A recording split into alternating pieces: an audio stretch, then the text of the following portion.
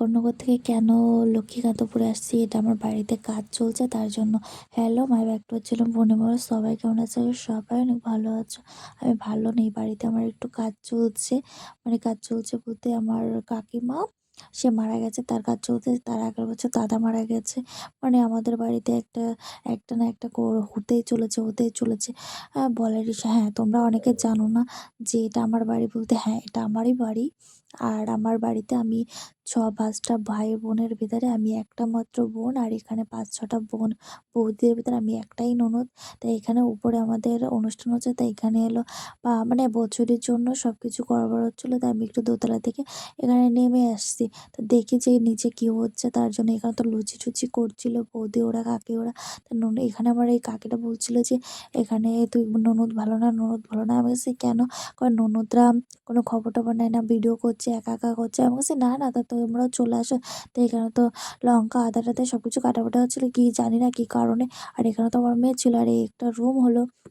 তারপরে আমি এদিকে নিচে চলে গেলাম, তো এই পাশটা আরেকটা রুম ছিল, আর এখানে একটা টুকটাক পুজো হচ্ছিল ভেতরে। তো আমি ভাবলাম যে তোমাদের সাথে একটু বাইরেটা শেয়ার করে নিই। তো দেখো বাইরে হলো কাজ চলছে এখানটায়। তো এখানে হলো কাজটা টুকটাক চলছে বছরই। তো এখানে কাজ হলে তো আমি তো ভাবছিলাম যে তোমাদেরকে একটু রান্নার কাজটা দেখিয়ে দিই, কোথায় রান্নাটা হচ্ছে।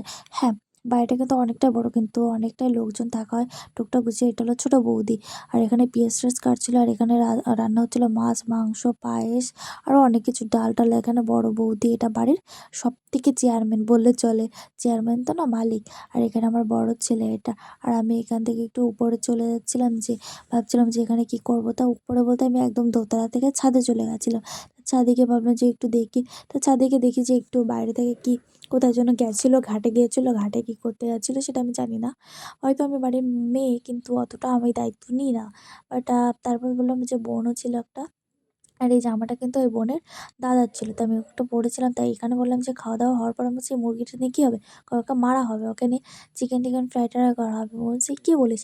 বলছে, "হ্যাঁ, ওটা দিয়ে অনেক কিছু কিছু করবে। রাতের বেলা অনেক খাওয়া-দাওয়া সব করবে।" আর তারপরে বলছি কি, "ও আচ্ছা।" তারপরে এদিকে দাদা দেখাচ্ছিল। এটা আমি বললাম যে, "এটা দিয়ে কী করবে?" "এটা তোকে পিস, পিস করব।" আমি বলছি, "কেন? আমাকে দিয়ে ওটা কি পিস, পিস কর? খাস না, দাস না, শরীরের চেহারা দেখেছিস?"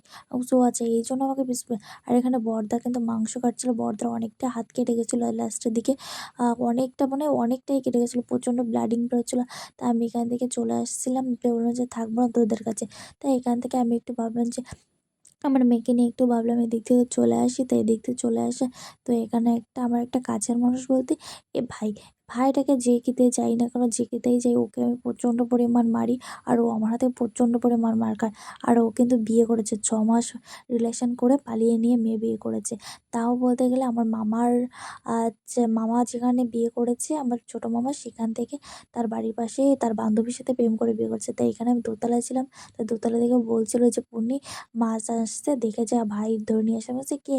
কয়, "তোর ছেলে ধরে নিয়ে এসেছে।" তো আমি এখানে মাছটা ধরতে চলে আসলাম। আর এখানে আমি কেন কলনা নিয়ে আসছি ঠাকুরনগর থেকে, সেটা তোমরা বুঝতেই পেরে গেছো ভিডিওটা দেখে।